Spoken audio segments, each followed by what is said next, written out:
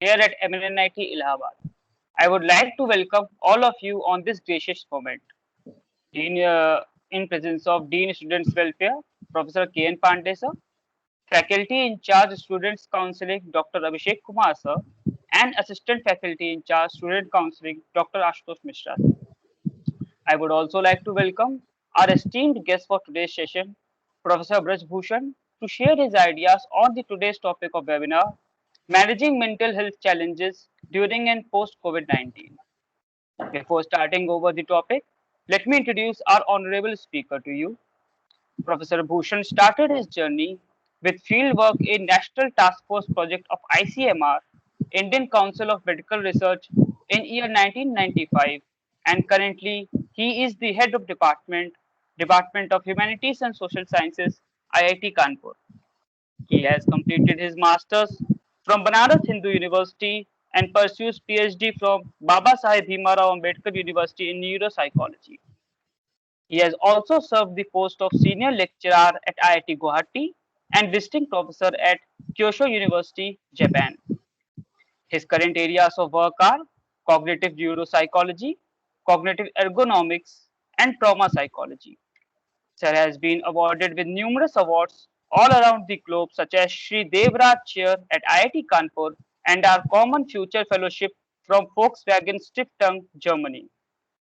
He has also written many books which are used as text references in various esteemed universities.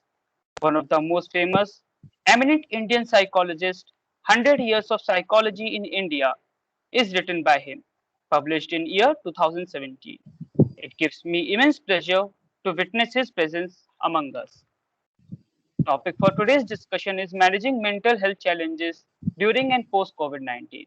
Therefore, I would be pleased to call upon Professor Brajbhushan to express his thoughts and ideas over the topic. Over to you, sir. Well, good morning, everyone. It's my proud privilege to interact with the campus fraternity of MNIT Allahabad. I have been to your campus a couple of times, not many times, but a couple of times. And now that COVID has allowed us to go for an online interaction, I think Professor Pandey and his team, when they asked me if I would avail the opportunity to interact with you all, I was very pleased. And allow me 2 minutes time, I just share my screen and then we will go ahead with the presentation. So as you were told right in the beginning that the topic for today's interaction between us is how to manage mental health challenges. And this is during COVID and post-COVID. Of course, you may think that okay, there is nothing called post-COVID as of now because COVID issue continues. It's true that the issue continues, but when I thought that okay, what would be during COVID and post-COVID? Basically, I was looking at phase 1 as during COVID and phase 2 as post-COVID. Post-COVID, specifically, I must specify is when you say that when the second phase is by and large over. So to begin with, if you look at the demographic profile of any educational institution, any institution in the country, largely what we have is a group of the undergrad students, a group of MTech students, and a group of PhD students.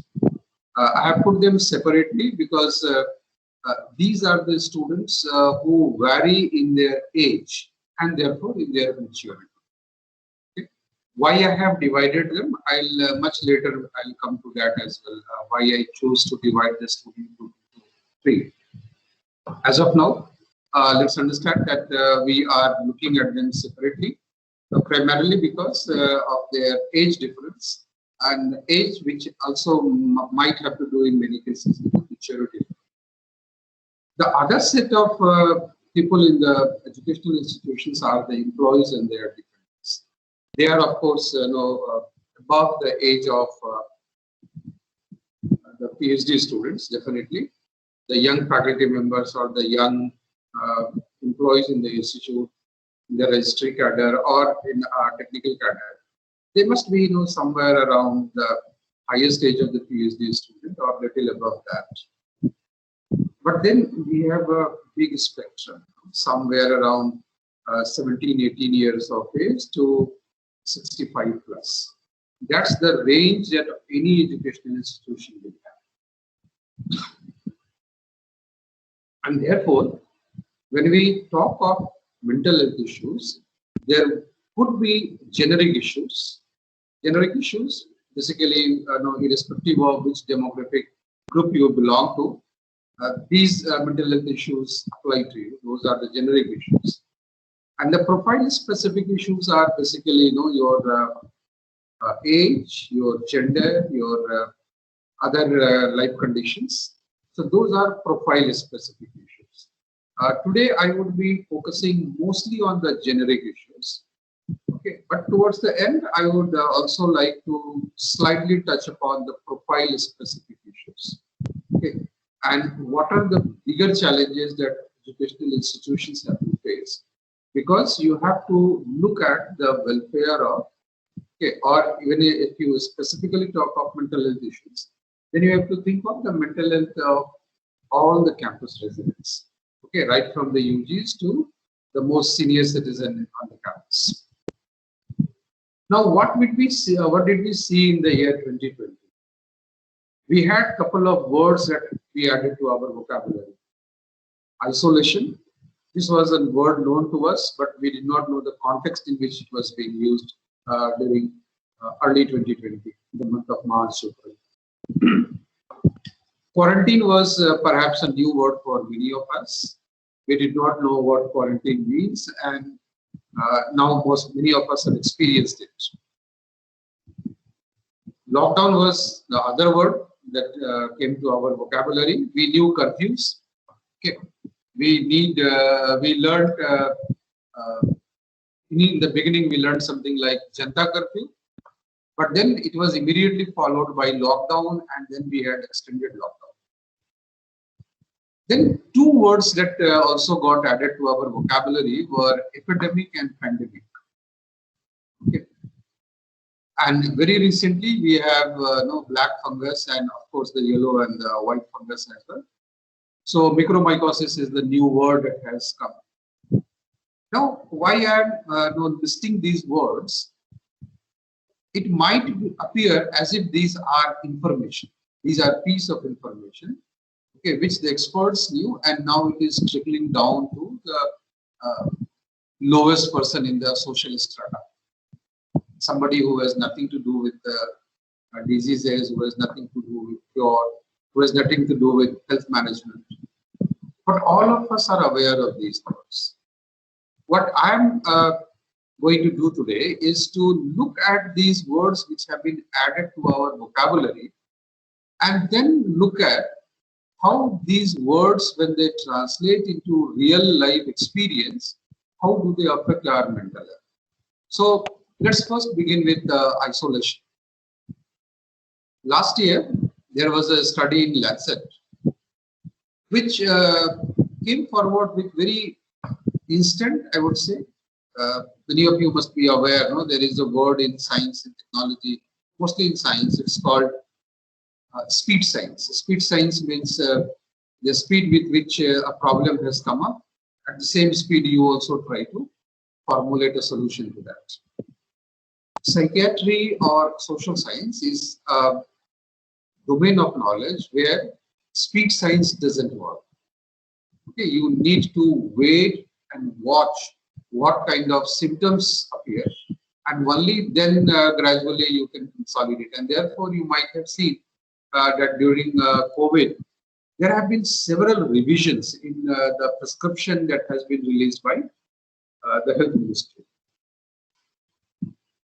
So the Lancet study said that stream isolation can result into three important things. And remember that these are empirical data-based findings.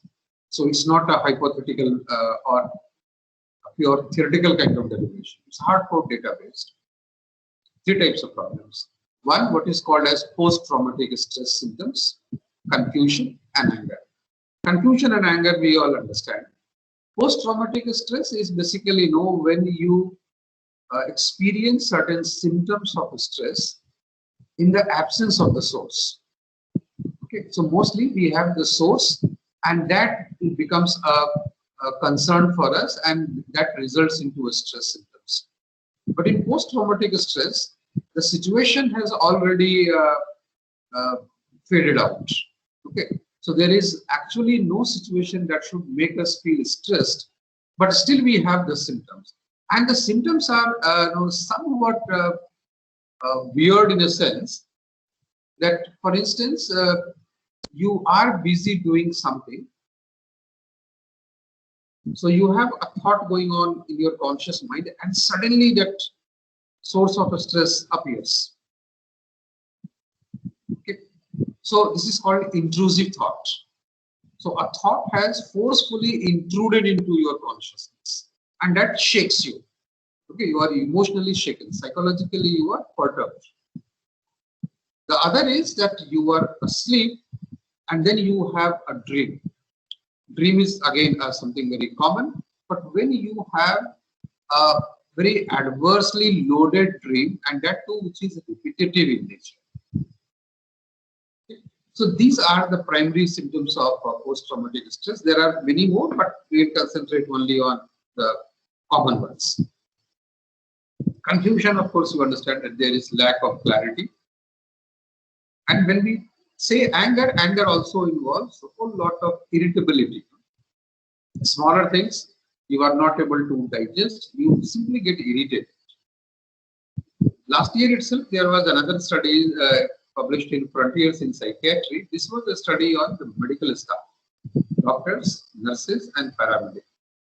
And this study found that 1/3 of the medical staff who were working in the COVID wards of various hospitals, they were suffering from sleeplessness. Okay, that's insomnia. And this sleeplessness or insomnia, okay, was also associated with feelings like depression, anxiety, and certain kinds of stress-based trauma. Now, stress-based trauma could be just on the periphery of post-traumatic stress, or it could result into post-traumatic stress after 30 days. I'm using that qualifier here, 30 days, because if you have intrusive thought or recurrent dreams, which is part of post-traumatic stress, but if that is within the range of 30 days from the onset of the stress, then it is considered to be a normal reaction. Okay, after 30 days, the clinical clinicians will tell you that this is a symptom of post-traumatic stress. So basically what I want to share with you is that terms like isolation and quarantine, which were part of our vocabulary in early 2020, started affecting our mental health, and it had an adverse effect. Now, little later, I'll again come to it, that anxiety and depression, these are two common, I should say, characteristics. I'm not using the word symptoms.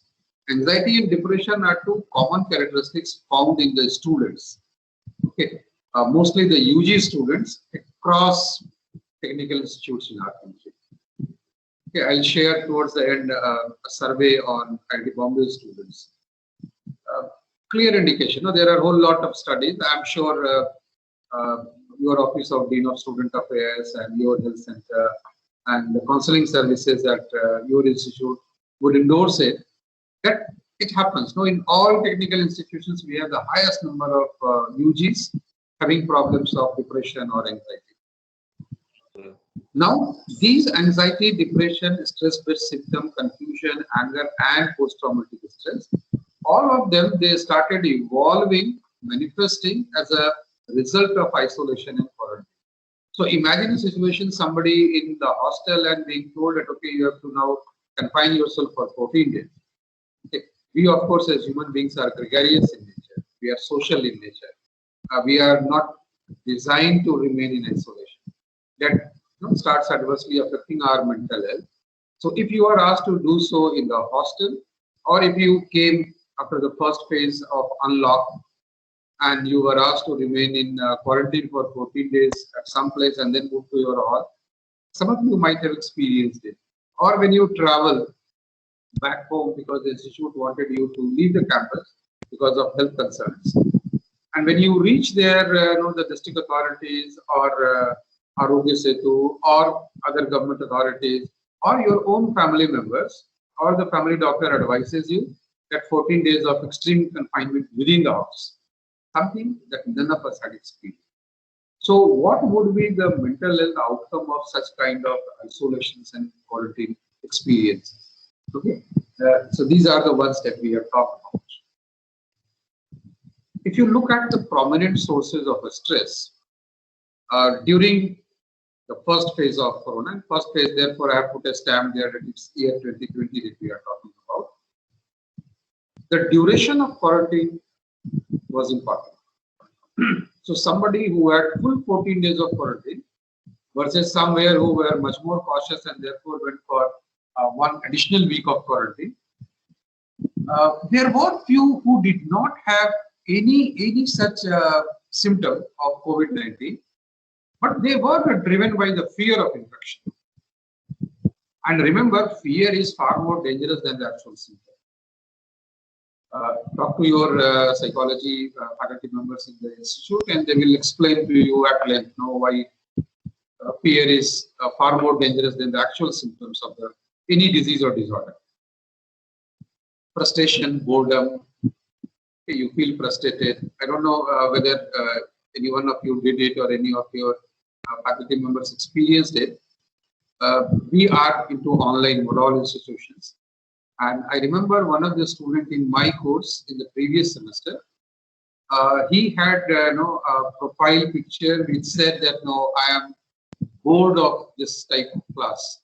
Okay, I want to come to the campus. Okay, and for entire semester, he had this wallpaper. Okay. You can understand, what's the frustration of being back home. Then, when you are back home, you have inadequate supply of commodities. The biggest problem also was the inadequate amount of correct information. Okay. Somebody in the family might have experienced financial loss. So you can talk to your faculty members in economics. They will explain you how behavioral economics talks about it. And the worst of it was that the families which had one or more than one members affected by COVID, many of them experienced stigma. So stigmatization would mean that now you are completely detached from your society, from your community. People don't visit you. They don't prefer talking to you. They will now make one or two phone calls in the initial days and then even that will stop. Okay. So you are now branded as a carrier of COVID. Okay. And you realize that it starts affecting your social interaction. Coming back to the psychology of fear. There are a couple of words I'm sure all of you must be aware of it. Fear, we know what fear means. Anxiety, we know what it means. But in the case of COVID-19, it was realized that fear and anxiety would come close to each other. And both of these emotions, they exhibit themselves in the form of strong emotional reactions. And remember, when you show strong emotional reactions, your acceptance by others reduces. You may shout at your friend, you may hug your friend, you may smile at your friend. But if you continue smiling, the friend will not accept it as a smile. Okay. If you keep, if you hug your friend and you do not let him or her free, okay, this is no more a hug. No, it is an irritable behavior. Okay. Similarly, if you shout at someone, sudden and singular sparks are okay. But if you continue doing that, people will simply detach themselves from you. So fear and anger both has this issue of strong emotional reactions being exhibited. But what I want to share with you is from the older epidemic of Ebola in West Africa. In psychology, I don't know if you have come across these terms. Two terms. One is called phobia and the other is called hypochondriasis. I'll just briefly touch upon what this means. Fear, when you have a source to be afraid of, that results into fear. When you do not have the real source, you have an imaginary source, and therefore you show irrational fear, that is called phobia. And when you unnecessarily search for symptoms within you, okay, this is called hypochondriasis. So hypochondriasis, truly speaking, is not a disease or disorder. Okay, it becomes a psychiatric issue, okay, because you simply start searching for possible symptoms within you. So you will touch your pulse to realize that the pulse rate is abnormal. And of course, many of us nowadays are fond of Googling it. So it gives you, 100 possible diseases, and you choose the best of the diseases. Okay, or I should use the word worst of the diseases. I don't know, students of your age, if you have watched this movie, Rajesh Khanna's very old movie, very popular and very philosophical kind of a movie, Anand, where he uses a term that I have lymphosarcoma of the intestine. So hypochondriasis is something like that. Everything needs to be exaggerated mentally to give you an impression of a very deadly kind of disease. Now imagine you get an information about a prospective disease which can knock your door any day. Okay, you are supposed to be confined, and then you start searching for possible symptoms within you. Okay, hypochondriasis, till now I haven't found any report, but as I told you that social sciences, psychiatry, these are the disciplines of study where fact-driven things will come gradually. So I'm sure by 2022 or late 2021, we will have also papers and details of hypochondriatic symptoms during COVID-19. Coming back to Ebola, when in West Africa, Ebola evolved, the Western media, especially the American media, used the term called fear-bola. Okay, fear-bola basically was to represent hypochondriasis. Although hypochondriasis becomes too technical a term, therefore they use the word fear-bola. And why did they use this term fear-bola? Because it was realized that only few cases, only 10 confirmed cases of Ebola was found in US citizens. And all of them had actually gone to West Africa as part of the health team of WHO. Okay. So they came back, only 10 of them contacted the disease, and they were put under 21 days quarantine, unlike the 14 days 2 weeks quarantine that most of us are experiencing right now. But what was realized that although only 10 people were affected by Ebola, large number of parents in the US schools at that time, they started pulling their children out of their school. Okay. Now this is a kind of reaction that people show.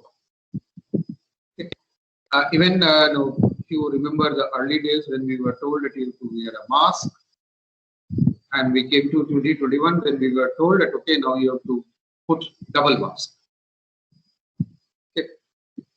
So things keep evolving, and the more the information is added, the higher is the risk that people who are susceptible to phobia and hypochondriasis, okay, they will develop extreme fear. And again, another word which is used in psychology and as well as in the clinical literature is somatic amplification. Soma means body. So bodily processes, when you amplify it multiple times, okay, that is called somatic amplification. And what do we do in somatic amplification? We look at our perceptual experiences, and we have our own cognitive process, thought process. And our perceptual and the cognitive processes both go multi times, they go up. So we are perceptually processing n number of information now. Okay, and we are cognitively also processing n number of experiences now. Okay, those of you who are familiar with the basic biology, Again, human brain is not designed for that kind of process. So somatic amplification is bound to add to the cognitive discomfort. Cognitive discomfort in the state of fear, hypochondriasis, and phobia is again likely to adversely affect our mental health. There is another interesting symptom. It's called nosophobia. Noso means disease. Phobia, you understand, irrational fear of any disease. So nosophobia would mean that you have fear of a specific disease, unlike hypochondriasis, where you search for n number of symptoms and you look at the laundry list of the diseases. In this case, you search for a specific disease. My hunch is that because we do not have data of hypochondriasis during COVID, my hunch is that the maximum number of COVID cases during COVID 2020 and even in the second phase was of nosophobia. And nosophobia is also popularly called as medical student's disease. Okay. For others, the non-medical student, it's called cyberchondriasis. Cyberchondriasis, it's just a replacement of hypochondriasis. So you have n number of information available in the cyberspace. You search for those, and you do not have that quality to go for a litmus test of these symptoms, no? Unlike the doctors do. What doctors do, they go for differential diagnosis. Okay, so they differentiate between the possibility of 3, 5, 7 diseases, and then they pinpoint on one, because symptoms are always common in a set of diseases and disorders. So, in case of nosophobia, what happens? Why it is called medical student's disease? Because when they are exposed to the symptoms of various diseases, they imagine that at least 60–70% of the diseases are within them. I can share my own experience. When I was a student and I was doing my clinical psychology course, when we would read, all kinds of diseases and disorders, all my batchmates, including myself, at least 50% of the symptoms of all the disorders you can find in yourself. And it takes time to realize that no, there is somewhere a litmus test. Normal behavior can convert into a disorder or a symptom of a disorder, but then it has to cross the threshold.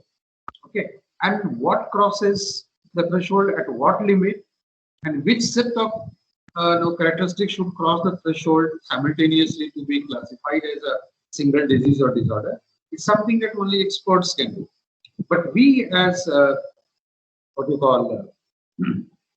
people familiar with the cyber world, we will Google many things, and I shouldn't be using that word, but many people in the media, in the mainstream media, who are neither familiar of the medical sciences, who are not familiar of the psychiatric or social psychiatry or clinical side of the psychology, but they gather information in bits and pieces from some open sources, and then they present half an hour long program.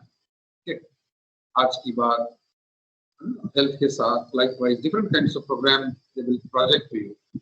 And this feeds you in the wrong way. What is the outcome? When we come to year 2021, at that time we will again touch upon this issue. So, hypochondriasis and nosophobia are the two, I would say, deadly kind of a mental health issue that one should be very much aware of. And the mental health professionals, they club them together and they call it, these are actually illness anxiety disorder. You are anxious about an illness. Okay. And your anxiety is not a normal kind of an anxiety. It is now just taken the shape of a disorder. The clinical literature, of course, not related to COVID, but other old problems, suggests that those who have the problem of bipolar disorder, bipolar means sometimes you are in the manic state and sometimes you are in the depressed state. Okay, those who have schizophrenia, or those who have clinical depression or obsessive compulsive disorder. So these four disorders, those who are vulnerable to this, they equally become vulnerable to nosophobia. Okay. Now let me add a rider here. Obsessive compulsive basically is when you repeat certain action. Okay. Now washing hands multiple times in good old days was considered to be one of the remarkable symptom of OCD. But now in COVID period, we are told that you have to wash your hand, okay, every now and then. Okay, whenever you touch a surface, you have to wash your hand. So I'm sure that after 5-7 years, you would realize that even the psychiatric literature will say that if you have intensified symptom of OCD, especially washing hands or sanitizing your hand or cleaning your clothes and the linens repeatedly, okay, that should not qualify for OCD, because now we all are trained for it. We are demanded that we should be doing it to ensure that you do not get infected. So again, I'm sure this will gradually evolve and come in the years to come. Now, this is one of the dangerous figures which we started looking at 2019 end December, I guess, when Indian media started showing the image of the coronavirus. But till now, whatever we have discussed was a phase that did not disturb us that much.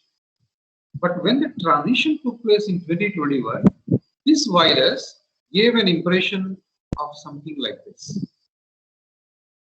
death, despair, hopelessness. Okay. These were the prominent experiences that came to us in the second phase of COVID. And this is where our COVID symptoms have become extremely challenging from the point of view of mental health. This is the unfolding of COVID in India, starting from 14th March 2020 to 9th June 2021. This site updates after I think alternate days. No? So this is what I got last night. So I thought that let me share with you. All of you are familiar with it. You Google it. This is the first image that will come when you look at CSSE data of COVID-19 in India. Now, as an educated human being, as a technology student, when you look at this data, fine, you can interpret it in multiple ways. Okay. In fact, the prediction model, the super model, Supra, the two models that have come forward for prediction of COVID-19 spread, they bank on data like this. But the reason I'm showing this data is that when you see light, it doesn't look like a graph plot. The graph that you see here and the second phase, which appears from somewhere 15th of April till June. Okay, when the last end of the peak that you see here at this point. Okay, when you corroborate the data presentation with the real life experience, there is a big jump. Our mental health is not decided by this kind of a data representation. Our mental health is decided by this kind of a representation. So the image that you see, multiple images. So each point of the graph, okay, would have some kind of a mental imagery for all of us. And this mental imagery would be waiting for oxygen cylinders, patients with symptoms, with breathing problem, all kinds of ailments in the ambulance, and still waiting for 7-8 hours outside the hospital. Large number of dead bodies being ferried outside the hospital. And even in the funeral ground, when you have a stack of dead bodies being cremated simultaneously. Okay, and in the center you have our Ramband, which was so expensive, and many people had difficulty finding this injection. Okay, considered to be the life savior at one point in time during the second phase. So the reason I showed you this transition was that when you look at numbers, when you statistically plot the graph, you do not get the psychological symptom. Your mental health is not disturbed. mental health gets disturbed when each dot that is used to plot the graph represents one of these mental imagery. And all of us have some kind of a mental imagery. Primary experience of oneself, secondary experience through a family member, secondary experience through a neighbor, friends, many. Okay. I'm aware even MNIT lost one of the esteemed faculty member there due to this. We at IITK lost two of our employees, one student. Aligarh Muslim University lost many. The number is in double digit there. So that's the reason I'm trying to say that irrespective of how you plot the graph and what model you use to predict, the mental health gets affected because each dot is staying in our mind in the form of one of these images. So what happens? There is a big information flow. Okay. And the way things have been shown to us from 2020 to 2021, there was a heightened information inflow, but in 2020 it was about the disease, in 2021 it was about death. Okay. Unavailability of resources, okay. Right from oxygen cylinder to beds to experts, everything. And therefore, psychologically, what did we experience? We experienced several unexpecteds. Okay, and this unexpected set of unexpected things added to the looming devastation. So I, for instance, I did not get infected. None of my family members got infected. But that doesn't mean that I was free from the fear of getting infected. Right? And then this information flow that we had through the mainstream media and the net, both, was about the nature of the spread, safeguards, economy, self-sustenance. But then it gradually started becoming loss and helplessness, and finally somatic amplification.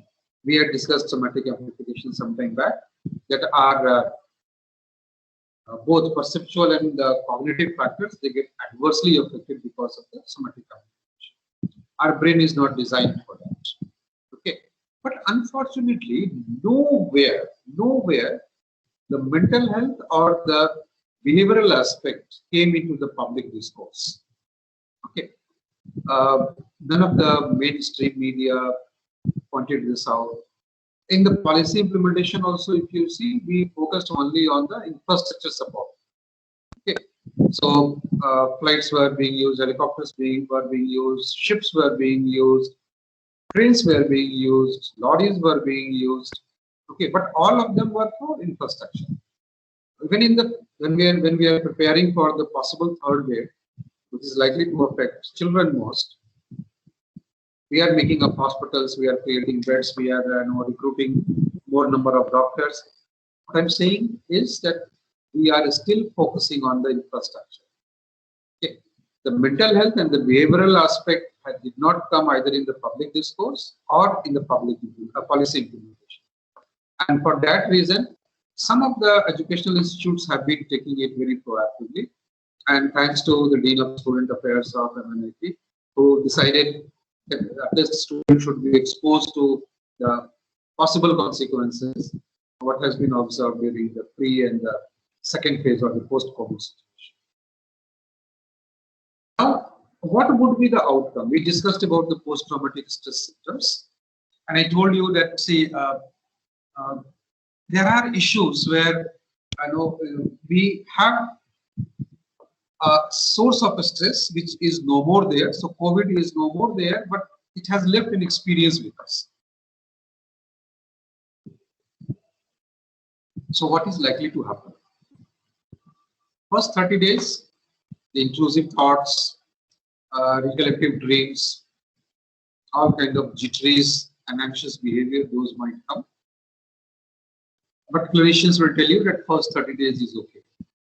After 30 days, if the same set of symptoms continues, then do visit a mental health expert.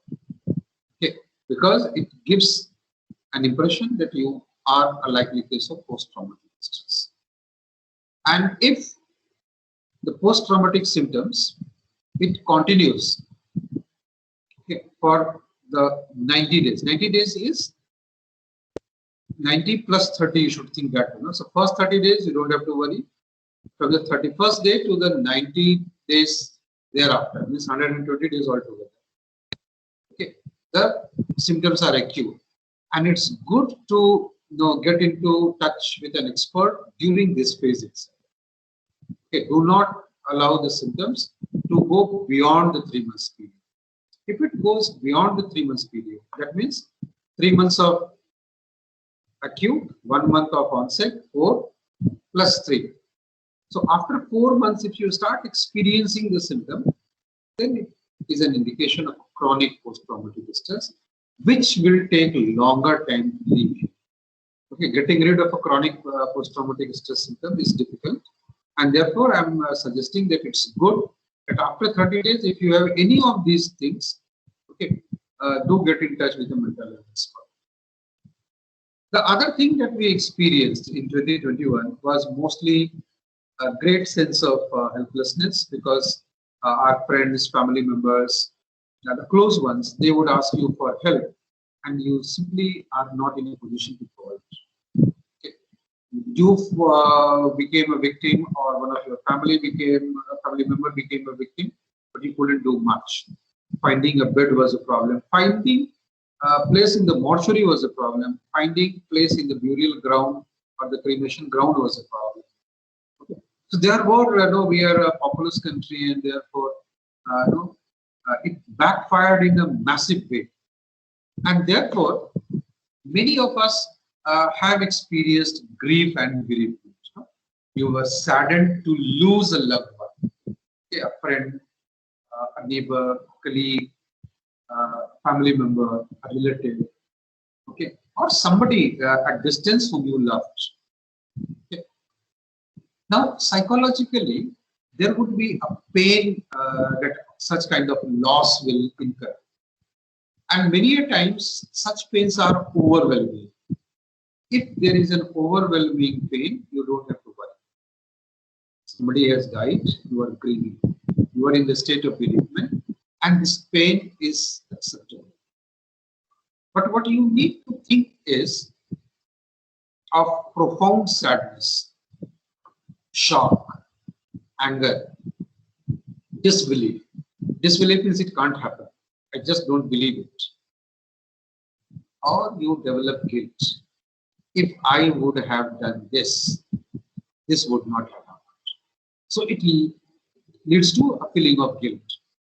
And remember one thing, profound sadness, shock, and anger are easy to manage. Disbelief and guilt are little difficult. And between disbelief and guilt is the most complex thing to handle, because it will remain with you. It is just like a fungal growth, on any wet surface. So, say for instance, if you have a white shirt or a white trouser, and it is infected by fungus, all black. How much you give it to the laundryman? It's very difficult getting rid of those black spots. Guilt is something like that.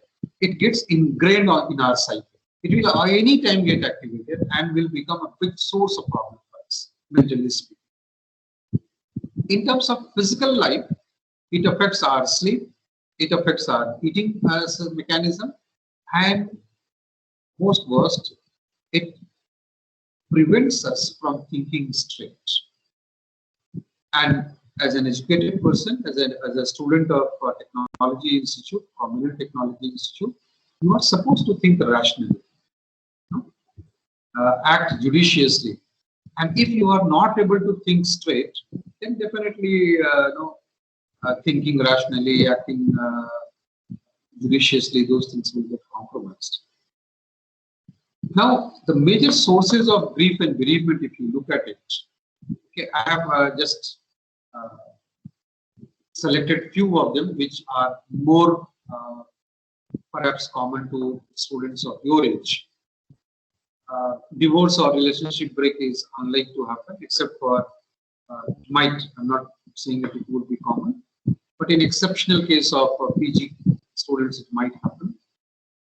But loss of health, losing job for the final year graduates or intake graduates could be a problem. That there was some scenario of placement which got adversely affected. Family member or father, the breadwinner in the family, had a loss of financial stability. Those employees who retired during this phase. But the most serious ones would be the loss of cherished dream for students of your age.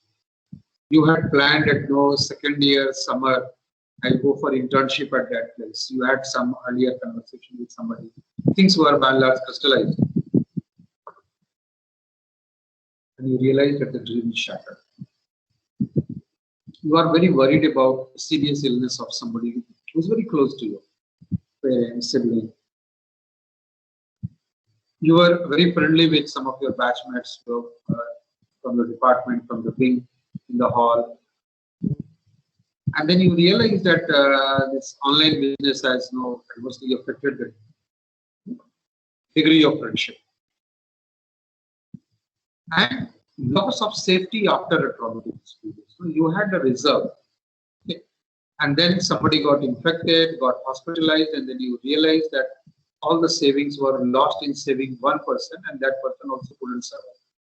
So after spending 3 weeks, 4 weeks in the hospital, he succumbed to the symptoms. So you are experiencing a kind of a mix. You have a loss of a loved one, and you also have the loss of the safety net, financial safety net. So some of us have experienced all of this, and these are likely to trouble us psychologically in the years to come.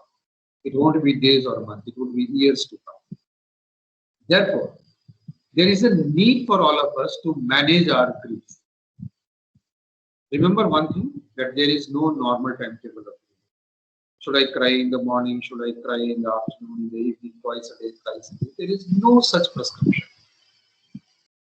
Therefore, somebody who mourns the death of a loved one more than you doesn't mean that he or she misses the beloved person more than you. So there is no normal timetable. In psychiatry, be sure of this. Second, there is no right or wrong way of grieving. One can cry, one can keep quiet, one can eat food, one can have disturbed sleep, one can walk alone, one can prefer to sit alone, one can prefer listening to sad music. All of this can happen. And there is no prescription as to what are the good ways of grieving and what are the not the good ways of grieving. Nothing like that. But what you need to keep in mind is, can grief be managed? And the answer is yes. So in terms of managing grief, first acknowledge your pain. Accept that yes, this loss has really shaken you, and you can express it. And you also accept that at times you come forward with unexpected emotions. You give disproportionate response. Accept it. And when you accept it, you tell the other person, that this happened to me, and since then I'm not in the right frame of mind. The other person will accept it. And because you are telling it to yourself as well, therefore you will not have the guilt of the unexpected emotion being exhibited to somebody else. Also remember that this grieving is unique to you. Okay, so others cannot join you. Other will come, pass some statement, stay with you. That's it. But this psychological warfare you have to fight alone. Therefore, do go for seeking out face-to-face support. And in this time when you are not supposed to meet people, finding face-to-face support is a problem. Okay, and this is where your local experts will come into play. And I'm sure because we have dearth of experts in the country, just 9,000 experts for this entire country. Therefore, the problem is far more bigger. And most importantly, take care of your physical health Because in case your physical health starts getting compromised, then it will further aggravate the mental health issues. And while you follow these 5 steps, take the help of a professional to recognize the difference between grief and depression. Grief is accepted. Okay, grief is manageable. Okay, there is a cycle for grief. And even if this grief gives you some kind of a feel of post-traumatic stress, as we discussed, that also has a cycle, 30 days at max. It shouldn't go beyond that.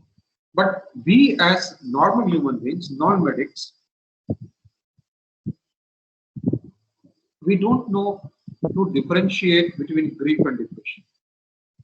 And therefore, if you are grieving and if you are realizing that it lives with you as a moss, then you must meet an expert to understand whether this is grief or this grief has an element of depression as well. In managing grief, just some tidbits, something that you can do for oneself and for others. Face your feelings. Face your feelings means that you don't have to hide it. Tell it to yourself very vocally, very clearly. Yes, okay, I loved this very family member so much, and see, now he or she is no more. But then try to express your feeling in a creative way. After the first phase of mourning, 13 days, 15 days, or even 30 days at max. Try to express yourself in creative ways. Write something, write a diary, write a story, write a blog, interact on social media, express yourself. Do not confine those feelings to yourself. This can be heartbreaking. Okay? Also, try to maintain the hobbies and interests that you have. Okay? I'm sure your Gymkhana club would have a number of clubs. So whatever activities you are in, reactivate it. Try to remain active with those hobbies and interests. They will act as buffers. Okay, and of course, do look at your physical. What you can do for others in the phase of grief? Turn to friends and families. Talk to your friends, talk to your family members. Tell them that you had this adverse experience and you are grieving. And also accept that many people feel awkward when they try to comfort you. Okay, so I might give a call to you to join you in your phase of bereavement, but I might not be very good in terms of expressing my feeling. Don't think that others are not joining you. Okay, they are joining, but also accept the fact that all of us are not good at expression of such feelings. Third thing, there is a strong evidence in literature that one can draw comfort from faith. Whichever faith you follow, okay, all faiths give you a philosophical solace. Therefore, activate that aspect. Okay, it is really helping. In fact, in psychology, if you look at the list of journals, you will find some 5-6 journals, reputed journals on religion, spirituality, coping. Okay. So all kinds of adversity, religion and spirituality, it acts as a buffer and it helps us overcome the problem. You can join a support group. Okay. You have experienced it and you have made a group which consoles others, and remain in touch with your institute counselor. He or she will give you the right kind of an advice. But then when you are managing your grief, be aware of few things.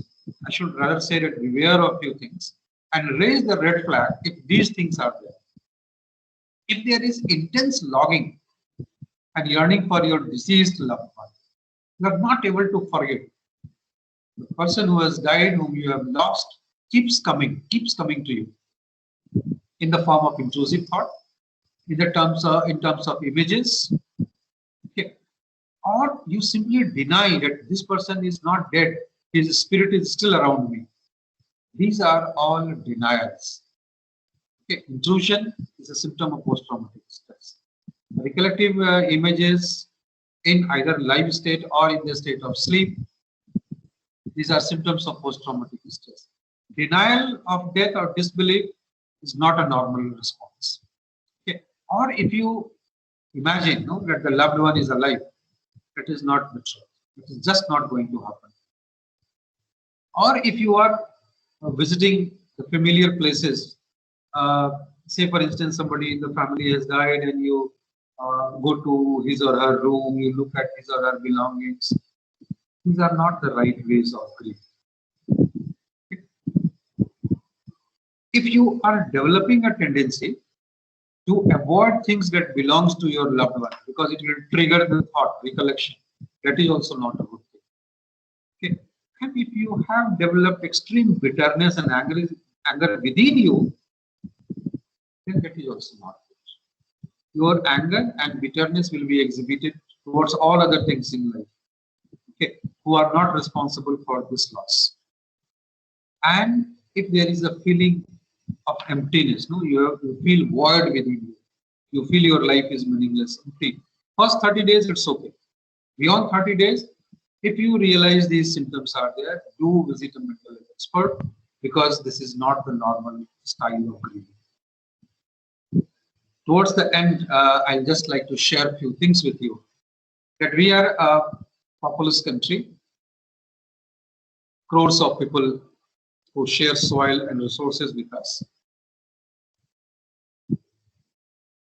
In our country, every sixth Indian is supposed to need some kind of a mental health assistance. And 7.5% of the Indians before 2020 were supposed to suffer from some kind of a mental disorder. 2020, the estimate is that from 7.5 we have jumped to 20%. So now 20% of Indians require mental health assistance. And we have just 9,000 mental health professionals in this country. Okay. And all these 9,000, majority of them, not majority, I should say all of them are in the urban areas. And within urban areas, when these 9,000 people are catering to the urban population, only 70% of the people who really should have gone to a mental health expert visit them and they get that advice. That means 30% of the urban population who need mental health experts do not visit them, do not get it. So that's the state of mental health epidemiology in this country, which nobody is talking about when we talk about COVID-19, both 2020 and 2021, two phases that we have seen. Now let us look at some of the mental health concerns in the academic campuses. The major problems that all academic institutions across the campus report are stress, anxiety, depression, suicidal risk, drug and internet addiction, and relationship management issues. Falling in love, heartbreaking symptoms.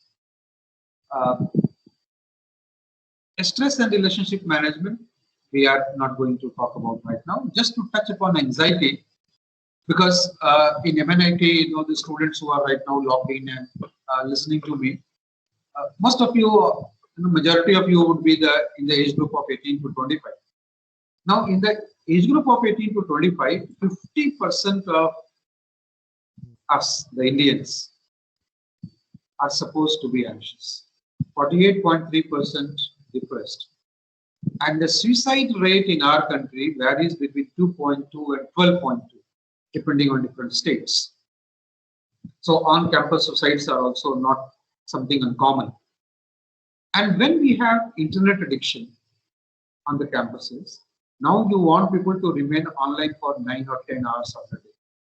So all of this is going to backfire in the coming years. This was the survey of IIT Bombay that was thought of sharing with you. This was published in Hindustan Times some time back. They conducted a survey last year of 450 students on the occasion of World Mental Health Day, that is October. 85% of the students, 450 is the denominator, 85% of the students said that problems in mental health are very common in IIT Bombay. If you repeat this survey in MNIT, I'm sure you will get similar kind of percentage. 93% of them said that the mental health problems were really psychological problems. They are not psychiatric problems. You don't need drugs and medication for that. You just need a competent psychological intervention. Most alarming, 71.3% said that academic pressure is the reason behind the mental health illness. Okay. And 52.2% said that they are worried about their professional future. Now, many of us, including me, when you conduct a course online and you say that no, this happens in the online exam, that happens in the online exam, lab cannot be done, fourth year students have to come, MTechs, they took admission last year for 1.5 years, they have not seen the campus. In 6 months' time, they will graduate. So you take admission, you pay the fee to not even see the campus, how it looks like. And your work is done. You are awarded a degree. Okay. Many of us might think that no, we have to maintain the rigor of the academic program, and without realizing that this academic pressure can also amount to some kind of a mental health issue. Okay. I'm not saying that this is true for all the institutes, but my hunch is that majority of the institute will have similar kind of a feeling. If you wish, October is still far off. We are still in mid-June. You can run similar kind of a survey at your institute and see how things work. Not to point out the problem, but to find out what are the better ways of overcoming it. Now, I told you that we will also come across some profile-specific mental health issues. This is basically for the PG students and early career employees. Some of us know students in the PhD days nowadays get married. Sometimes even in MTech also, after we take we have been into job or get married and then join your MTech. It has been realized that 8 to 10% of men in the early phase of fatherhood, they experience depression. Because we have been talking about depression right from the beginning, I thought let me point it out again towards the end. This is common. This is a transition period of parenting, and this is common for men. Prenatal and postnatal depression is very common, and the highest prevalence is seen 3 to 6 months after the birth of the child, because you are learning how to behave as a father. Okay, which could be a very depressing kind of thing. Similar kind of thing has also been observed for postpartum mental health issues and depression in females. Postpartum means after delivery. So those who are in the PG category or early career employees, research staff, some of you might experience it. Don't get bothered about it. This depression is different from the clinical depression. Okay. This is just a transition phase of life, and therefore this should not bother you at all. Okay. Remember one thing, that if there is a greater parental involvement, then maternal depressive symptoms reduces. Means the depressive symptom in the mother reduces if mother and father both start sharing the caregiving for the small baby. Also, the depression level of the parents, especially the mother, and the amount of time that the father spends with the new infant. This is also supposed to reduce the problem behavior in the newborn later on when the child goes to kindergarten and nursery schools. Okay. So these are the things that one should keep in mind. And just to come to an end of my talk, so what are the overall mental health concerns in the academic campuses? In my view, the major problem is managing the entire spectrum. Why I say so? Because we have somewhere students at the age of 18, 19 who will join the institute, and we have employees and their dependents who are at a very advanced age. And if you look at the National Mental Health Survey, last done in 2016 in India, the most problematic group in terms of mental health are those between the age of 30 and 49. And again, those who are above 60. So, like the Office of Dean of Student Affairs or the Counseling Service, They are designed to cater to the student fraternity. 18 to 25 is again one set of group which would have anxiety, depression, stress, these as prominent symptoms, and suicidal risk, varying from 2 to 12% estimated we saw. But the campus administration also has the responsibility of managing those who are in the vulnerable age group as reported by the National Mental Health Survey, 30 to 49 and again 60 and above. The other thing I want to just point out, and I don't mean anything else other than what I say, if you look at the National Mental Health Survey, it says that the neurotic problem and the stress disorders in India, the difference is tenfold between states like Assam, Jharkhand, Manipur and Rajasthan. Now institutes like MNITs, all NITs I would say, all national level institutes, they have a national level intake system. So you don't choose students of a specific state. Okay. So what the National Mental Health Survey also tells you, this is no reading between the lines, that if you get students from vulnerable states, okay, the problem that your Dean of Student Affairs is going to face, or your counseling service and health center is going to face, is going to be far more if they come from the vulnerable states compared to if they do not come from the vulnerable states. And remember, intakes are always on academic ground, no? So you cannot use this as a filter. That means we have to prepare. Why I'm sharing this? Because those who are into student management and health care management, mental health care management in NITs, they can think of this. No? You have the demographic profile of the student. So you know their age, you know which vulnerable state they are coming from. So you can prepare your system accordingly. And remember one thing, especially I'm saying it for students, but it applies to all of us, that you have to learn managing academics and life. Academics is not life. It is only a small subset of life. Although you are devoting your entire focus on academic endeavors right now, but academics is not the full life. Okay, it's just as part of it. And therefore, when you try to manage mental health on the academic campuses, try building community life. Okay? I was very pleased, no? That you have a Dean of Student Affairs, like all other institutes, you have a faculty in charge, but then the responsibility of introducing the speaker is passed on to a student. Okay, I'm sure you must be having a number of hobby clubs, different kinds of clubs. Maintain community life, and those who try not to join these clubs, activate them. Tell them that you have to be part of something. Then psychological and psychiatric consultation, there is a taboo.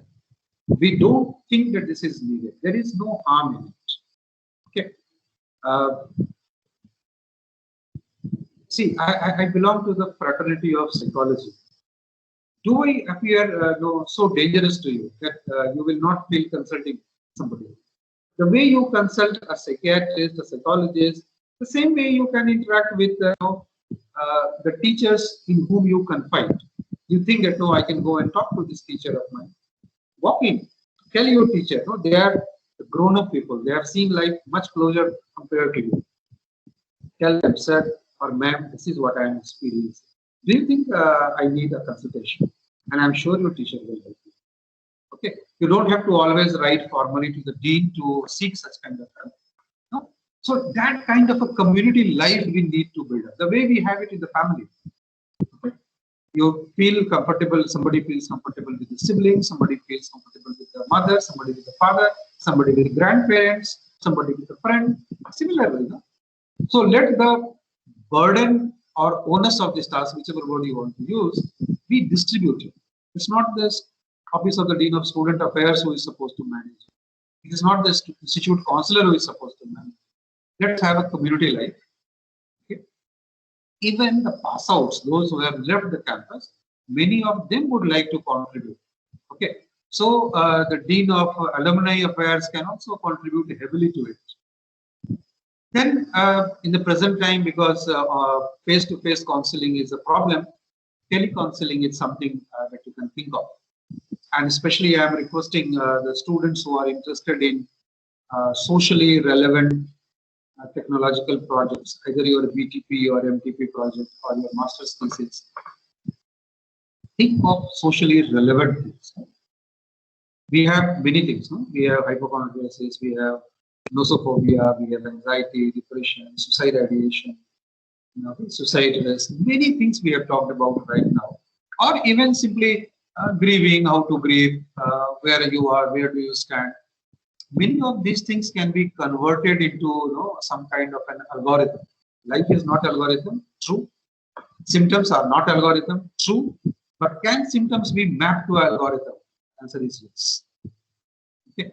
So many of you can contribute to it. No? You all are academically competent students who are into one of the well-known NITs. Take up these tasks. Then there is also a need for a holistic exposure to subjects.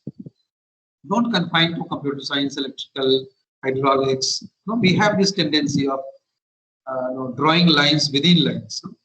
I'm in civil, but I'm only in retrofitting.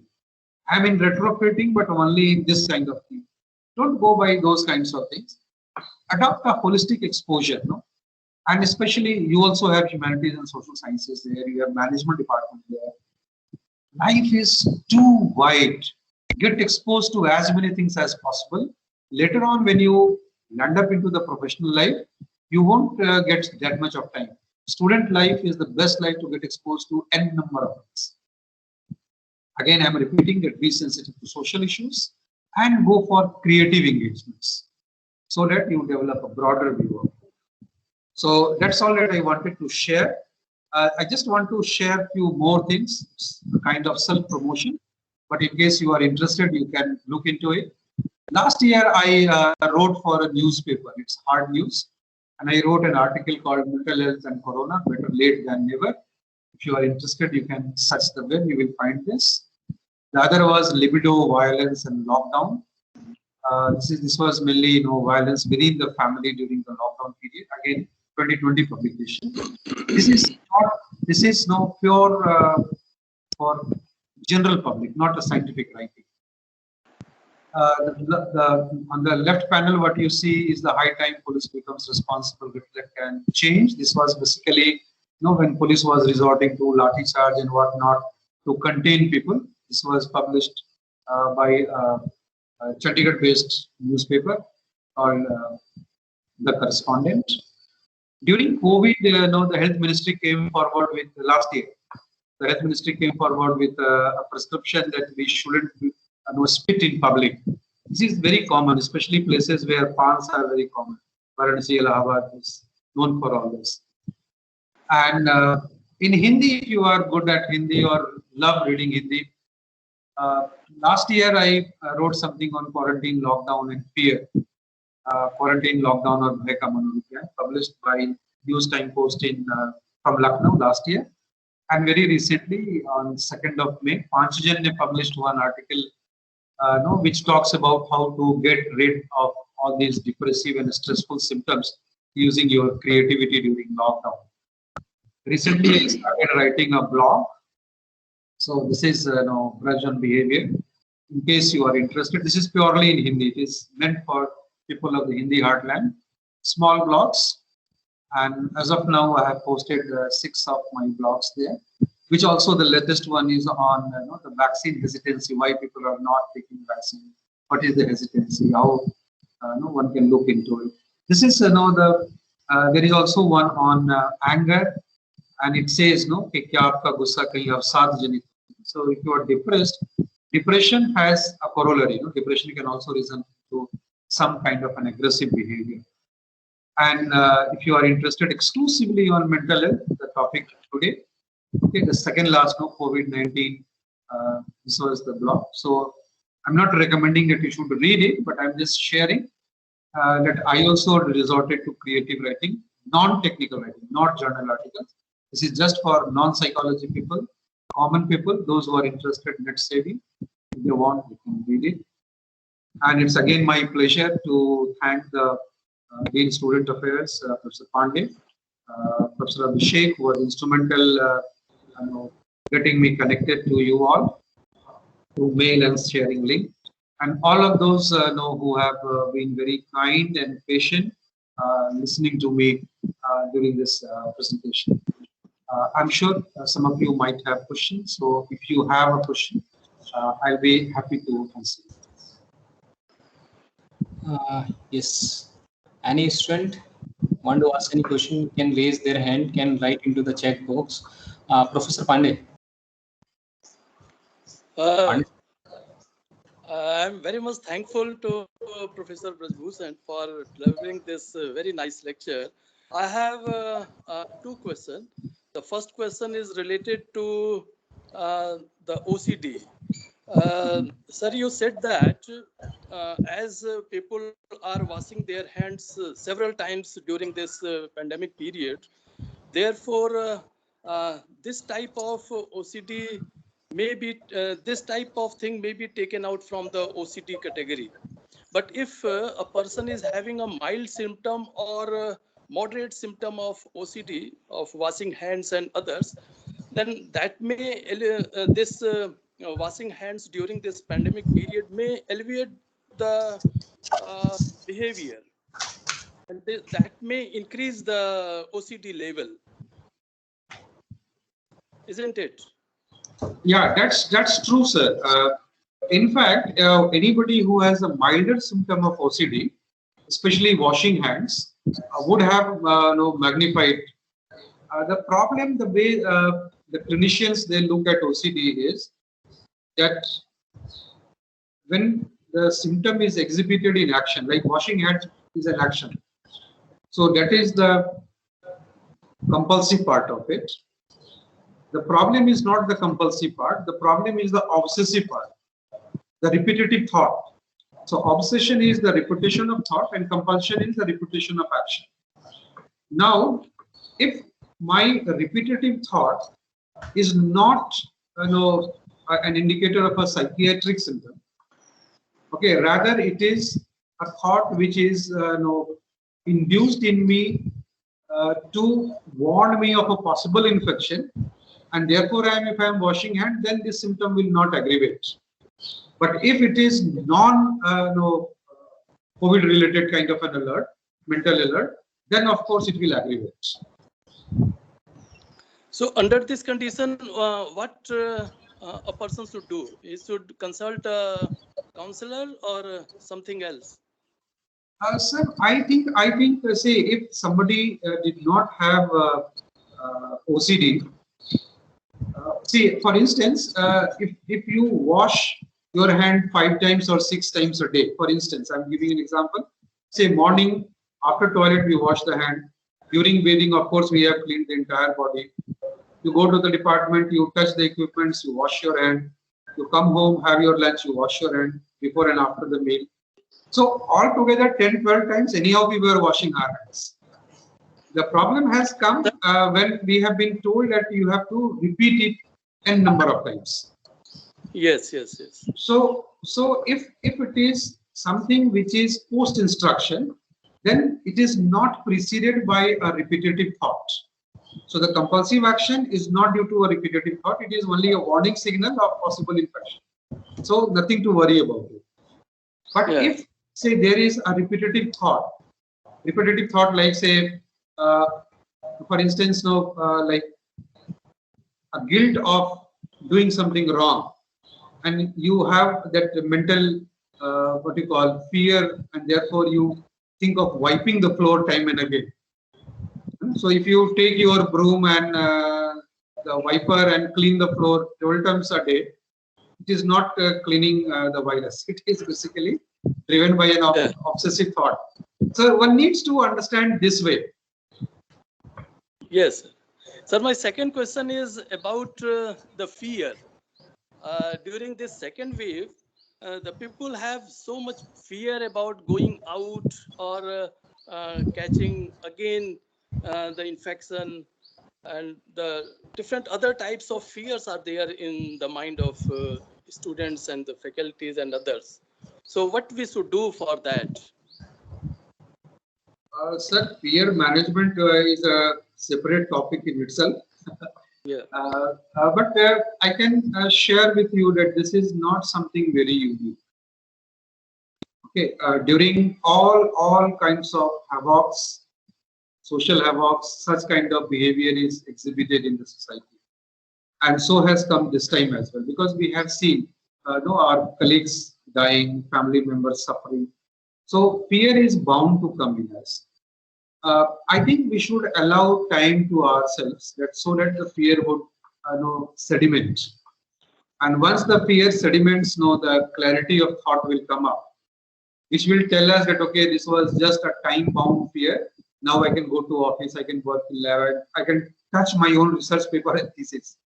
Yeah. So that will happen. That will happen. Yes. But in case, sir, this thing continues beyond 30 days time period, then I think it's good to consult an expert. Yeah. Sir, I will take this opportunity to just introduce you about the counseling and mentorship activities we do at our MNIT. In brief, I will say about this. We have a 3-stage type of counseling and mentorship program, and we have one professional counselor also. During this pandemic, he was giving his counseling through online mode, through this Microsoft मैं अपना Teams. परिचय दे दूं हाँ, sir Dr. मैं Kamlesh परिचय दे Tiwari दूं is here. मैं He was principal of Manovigyan Sala, Bureau of Psychology, Prayagraj, and now he is retired and giving his services in our institute. Oh, that's great. That's great. Dr. Kamlesh, yeah. मैं अपना परिचय दे रहा हूं sir. नमस्कार sir Singh साहब, professor नमस्कार साहब, sir. मैं He's doctor also- Kamlesh Tiwari हूं। मैं बीएचयू से पीएचडी साइकेट्री में किया हूं और अच्छा सर। मेरा पीएचडी साइकेट्री के बाद पोस्ट डॉक्टर फेलोशिप था, effect of marriage on existing mental disorder. मैंने बहुत से पेपर लिखा है एंजाइटी पर, डिप्रेशन पर, डर पर, और मैंने 10 साल बीएचयू में काम किया डॉक्टर बेहरे के साथ, और उसके बाद 30 साल मनोविज्ञान शाला में रहा एज ए साइकोलॉजिस्ट। इस समय मैं 2 साल से यहाँ पर काउंसलर के रूप में कार्य कर रहा हूँ। इन बच्चों पर मैंने थोड़ा सा टेस्ट भी किया हूँ, और बच्चे अभी भी, जो आपने कहा ना, अवेयरनेस लोगों के अंदर नहीं है कि खुद चल करके आवे साइकोलॉजिस्ट के पास और अपना विचार रखें, ट्रीटमेंट रखें, या अपने उसके लिए आवे। सर का, पांडे सर का और डायरेक्टर साहब का बड़ा अच्छा रहा कि मेरा यहाँ किया, तो मैंने काफी बच्चों का अभी जस्ट इस समय फियर पर ही मैंने एक बच्चे का दिखा, जनवरी महीने में उसने इंस्टीट्यूट आना बंद कर दिया, इसलिए कि मैं जाऊंगा बाहर, छूंगा, लैपटॉप छूंगा, मोबाइल छूंगा तो मुझे कोरोना हो सकता है, इसलिए उसने, तो उसके गार्जियन से मुझे मिले, काफी मेहनत किया। 6 सेमेस्टर का बच्चा है, अब जाकर के उसके अंदर दूर काउंसलिंग से एक डर से, कोविड का डर से डर उसके अंदर डर का डर भर गया था, जिससे वो एंजाइटी विथ डिप्रेशन, और इसके साथ साथ अपने को एक गड्ढे में जैसे बांध लेना कि हमें ऐसा न हो, हम बच जाएं इसे पैरानोइया सिजोफ्रेनिया, अपने को सेव करके दूसरे को भले हो जाए मुझे ना हो, इसलिए हम न करें। अब जाकर पैरानॉइड सिजोफ्रेनिक हो गया था कि अपने चारों तरफ एक घेरा बना दिया था, इस घेरे में रहेंगे, कमरे से नहीं बाहर निकलेंगे, बाहर जाएंगे तो ऐसा हो जाएगा, इस तरह से था। थैंक यू सर, बड़ा अच्छा रहा, आपने बहुत अच्छी बातें बताया और काफी ठीक था, मेरे लिए भी सपोर्ट रहेगा। सर पांडे सर को भी अच्छा रहा कि मुझे आपने मौका दिया बताऊं। और थोड़ा सा ओसीडी पे मैं ये करना चाहता हूँ कि ओसीडी में अगर वो सिम्टम के बाद, अगर जो जैसे कि हाथ धोने के लिए मना किया जाए, वीपिंग टेंडेंसी हो जाए, घबराहट हो जाए, तो उसकी नीड है काउंसलिंग की। 30 दिन की बात नहीं होती, अगर डिप्रेशन में हो जाए, रोने लगे बच्चा, या ऐसा न करने से उसके मन में ये भाव हो जाए कि कुछ अनिष्ट हो जाएगा, कोई ऐसा अनिष्ट हो जाएगा जिसमें हम कुछ नहीं कर सकते हैं, इस तरह से भाव हो जाए। हमने assessment of disability scale in psychiatric patient भी बनाया है, diagnose to undiagnose psychiatric patient in surgeon को, एथेंस में मैंने इस पेपर को पढ़ा था, diagnose to undiagnose psychiatric patient in surgeon coach.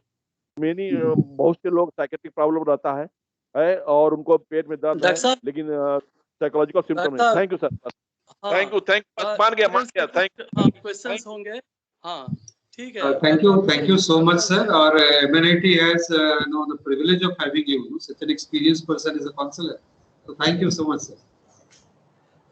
Sir Ishanchal Kashyap want to ask something. Ishanchal? Yes sir.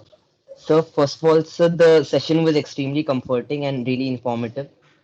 And so my question is, so in the time of the pandemic, like we know that life has come to a standstill, and there hasn't been much progress academically and like in other parts of life. But even in like this time of crisis, there has been this feeling of being left behind or not making progress. So like there is this feeling of sadness among many of my peers and a lot of people that I've talked to in this situation, even though it's like a really it's a situation of crisis and it's really hard to cope with, but there is still this there's this longing of progress that there's this feeling that we're not making any progress academically and we are going to be left behind when the this whole situation gets over.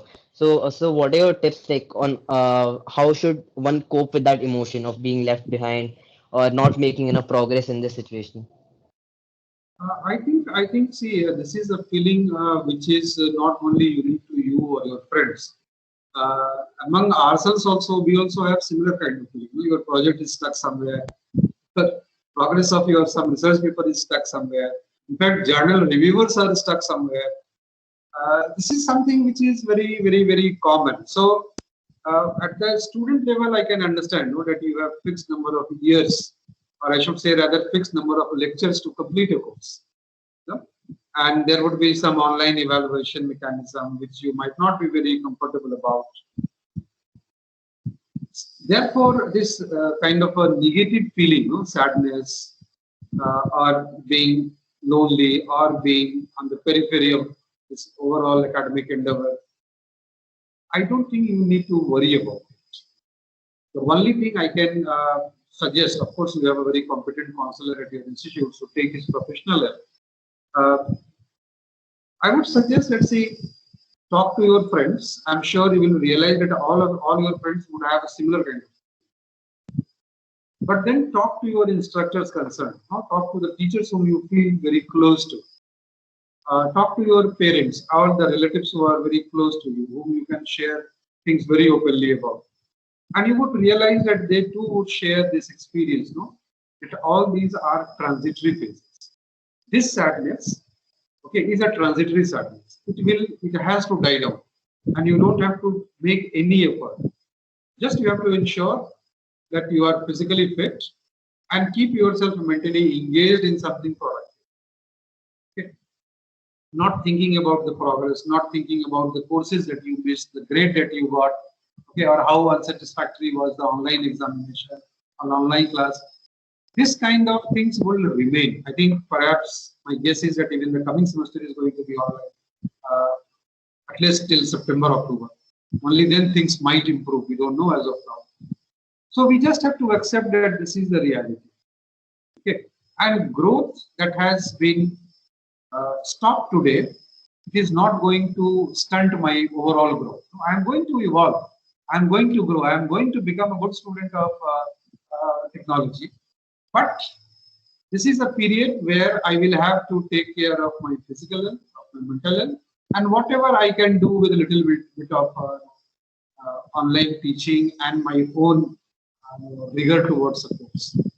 So do that, and I think don't worry about your sadness. In case you realize that your sadness is unmanageable, or you do not feel confident talking to any other teacher or any member in your family, then of course we have an institute counselor who would have access to other information related to you. Talk to him, and I'm sure you will get that. Thank you so much, sir. Ayush Kumar Singh. Very good afternoon, sir. So it was quite an informative session. And just as a question regarding to the thing, like this feeling of being productive creeps in our day-to-day life, right? So rather than this feeling prevailing over us in a negative sense, how can we use it to our benefit? And I just want to know one more thing, like how much activity doing per day is can be considered as being productive, or like I can be content at the end of the day that yes, my day was productive and I'm going in the right direction. Because like we are kind of unguided or misguided, I should say, in these unprecedented times. So just wanted to know your say on this. Frankly, Ayush, I don't think there is any quantification of this. You know? You cannot quantify how much of productivity is the real productivity. Content is, of course, something that is a feeling part, which only the person who is contented can experience. Nobody else can experience. So I don't know that there is any right way of being productive. The only right way I think of being productive or giving an impression to oneself that I am being productive is that I am not allowing the negative thoughts to continue haunting my consciousness. Okay. I know things are happening around. I know there is a shortage of certain kind of facility. I know about all kinds of deaths and despairs taking place in and around me. But I know that this is the truth for a select segment of people. Okay, I am fortunately not the one who is suffering, and therefore let me not get mentally carried away by these kinds of things. So at your age, what could be that I can contribute to and could consider that I am being productive? Say for instance, I am a student of electrical engineering and I decided, okay, this is a course or this is a topic that I lag behind. So let me read on my own. Or I think that, okay, recently I heard somebody developing supermodel, predictive model, or somebody came forward with another Sutra model for prediction, how this works. Okay, or the Psi model which came in the West, how did that model come? In fact, one of my own blogs I have written that there are some social realities which should be considered in that supermodel, which has not been done. Now, this is just like my thought process. For me, I can tell you that, say, if I write a blog, it takes long time, okay, 2, 3 days, 4 days time of some backward thinking and then some conscious thinking and then composing it. Typing in Hindi is another challenge. But then I do it and I feel I'm productive. At the end of 3, 4 days, I feel I've done something. Okay. So besides doing my routine thing, okay, writing a research paper or guiding a PhD thesis was my routine activity. Okay. Guiding external student for their master thesis was a routine activity. Something which is out of my routine and I am enjoying doing it, I consider that is productive. Thank you, sir. One last question, Shraddhe. Shraddhe Pathak. Hello, sir. Yeah, hello, Shraddhe. Sir, I had a question like in lockdown, how to maintain a scheduled lifestyle? Like even we sleep early or late, we used to wake up late, causing whole timetable of the day to collapse, which further leads to lack of energy and enthusiasm whole day. How to cope up with this, like timetable? Oh, that's a very good question. I must confess that in the early days of lockdown, even I experienced it. Yeah. So you feel sleeping for long because you know that there is nothing to be followed. But I think we are the blessed people, Shraddha. You know? We are into academics, either as a student or as a faculty or as Yes, sir. lab staff. We are blessed because we have too many things that need only the what you call minimal infrastructure for mental food. So if you have books with you, if you have your laptop with you or any connecting device and the internet access, the world is accessible to you. So all you need to tell yourself is that fine, I have to wake up at this time. I'm not saying that you wake up early in the morning or the time that you use to maintain during your MNIT days. Maintain time of your choice. For example, I can share, I don't know about you, I can share that I wake up at 8 in the morning. Okay. This is something that I feel comforting and I do so. Earlier, I used to have 8 o'clock class. Then I used to wake up at 6 o'clock. Okay. Now I can take the privilege of waking up at 8, and this is something that I have been doing since my student days. I feel very privileged that I can do it again. Now, when I wake up, I know that there are certain things that I have to do. 2 hours, 3 hours of study I have to do. Remember that we are in a business where if we do not provide information to the brain, it will acquire information from undesirable sources. Okay. The undesirable sources would be from WhatsApp, from Facebook, from Twitter, from newspapers, from news channels. minimize those sources. I'm not saying that surrender to them or just stop them, but life can be happy without them. Yeah, I can share with you, Shraddha, that I think 2020, sometime in March or April, I got my dish antenna disconnected, and till date it has not been connected. And I feel very privileged because I watch news every day, but only half an hour at the channel of my choice. Earlier it used to go, in the loop. So all kinds of news will come time and again, The same visual, the same news, they will repeat, how many times? 46 times. Okay, in 24 hours. This is how the news channels behave. So somewhere we are privileged, I will say. Look at areas of your choice. It could be dance, music, anything. Do devote some time to your physical fitness. Okay, because something in the body, chemical release has to do with the mental state. Okay, the counselors are at your end will explain you the details. We have oxytocin, we have endorphin. These are the chemicals which are released in the brain only when you perform physical. Okay, and do find reasons to laugh. That's the best remedy. Best remedy. If you look at Facebook or if you look at WhatsApp, don't go for all rubbish kind of inputs.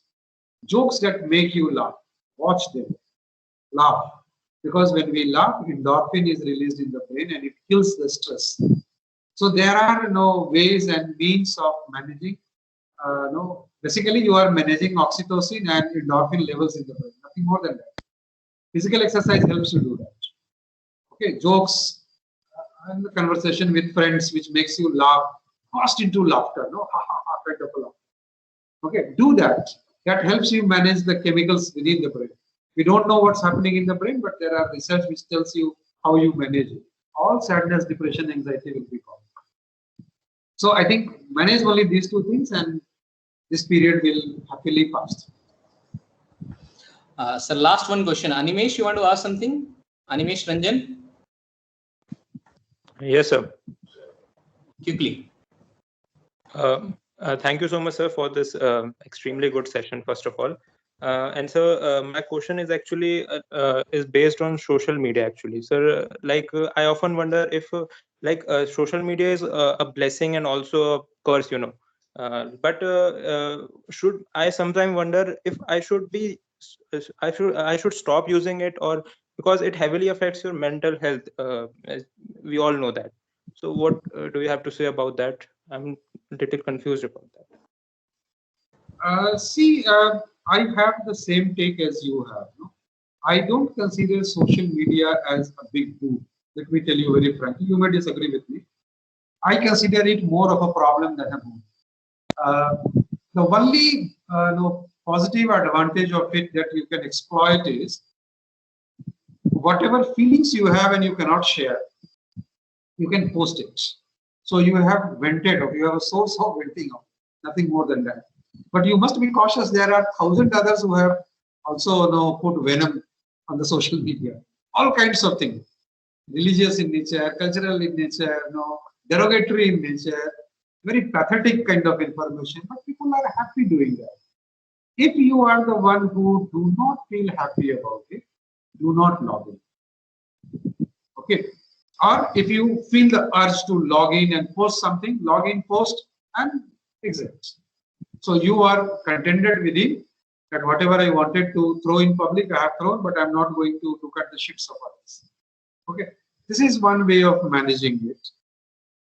Fortunately, some social media allows if you search for only a specific kind of items, their algorithm allows you to get feed of only those kinds of items. So that is somehow a good training exercise. They are using AI for this. That's one possibility. The other, if you are thinking of escape routes, that I don't want to use this, but I do want to go for other sources, which would be equally pleasing, but it will not give me unwanted exposure. Then say drama, music, movies of your choice. Okay, are the ones, because you have complete control. You know what to watch and what to skip. Social media, you have to scroll and many unwanted things will come. Many of us are not very good at digesting things. And many of us are also impulsive to respond. So impulsively you type a response and then you realize there are 1,000 others who will respond to your. So there are series of cross postings, which again makes you vulnerable to all kinds of undesired information. So I think if you think that you are the one who is vulnerable to such things, do not like it, just skip it. See, we have only 24 hours with us. And I think after those 24 hours, at max we use only 10, 12 hours. Rest all is gone here and there. So you have to manage the social media, compulsion for social media only for those 10, 12 hours, nothing more than that. So therefore, I don't think it's a big task. I have done it for the mainstream media and I'm so happy. I'm so happy that I'm not exposed to the unwanted channels anymore.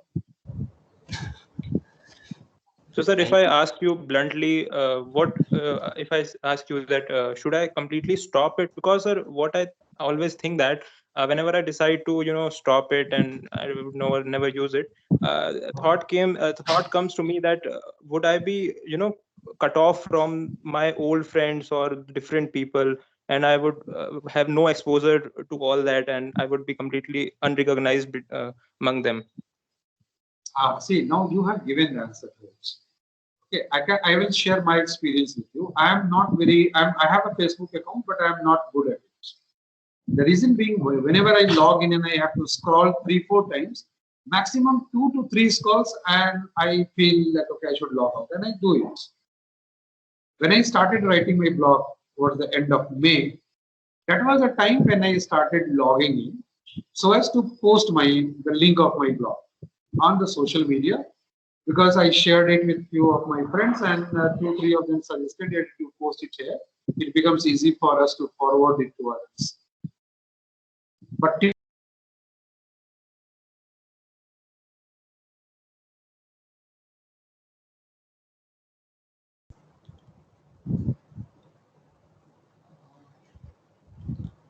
Sir, you are not audible.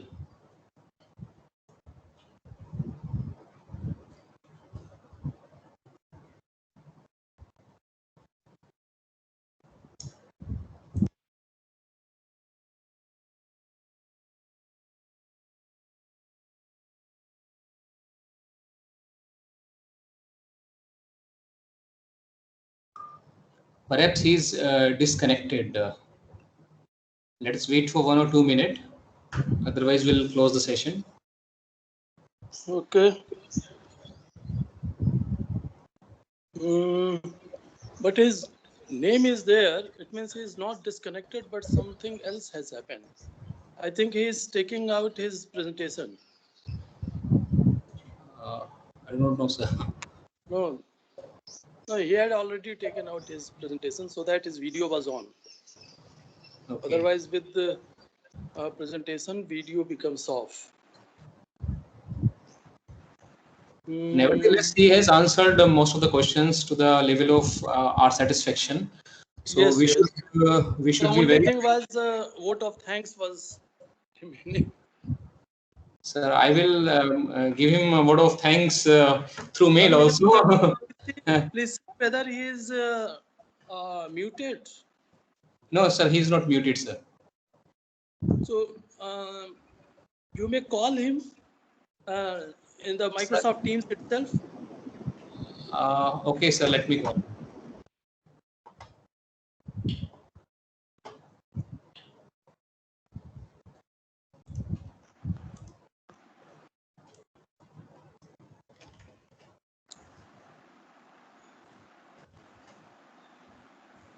Because his domain is different, sir, IIT Kanpur domain, so perhaps it will not be possible for me to call him through Microsoft Teams. No, he has not logged in with his IIT Kanpur login, because we had sent a link. Yes. Is related to ours. Yes, sir. Yes. Nevertheless, sir, session was very informative, knowledgeable, and interactive. So we should be very thankful to him that he spared his valuable time to get our students benefited. and answered most of the question to the best of our satisfaction. So we are very thankful to him. We are also thankful to our director, sir, for his consistent support in organizing such type of events. We are thankful to Professor K.N. Pandey, Dean Student Welfare, for his support. I'm thankful to Dr. Vibhuti Tripathi, Dr. Ashutosh Mishra, and all faculty members, students, Shraddhe, Ayush, and all participants to be patient enough to listen all these things. I'm just getting a call, perhaps might be of Professor Bhushan. Hello. Yes. Sir, the time is there, but I think that was a connectivity issue. So because it is nearly, we are at the end of this.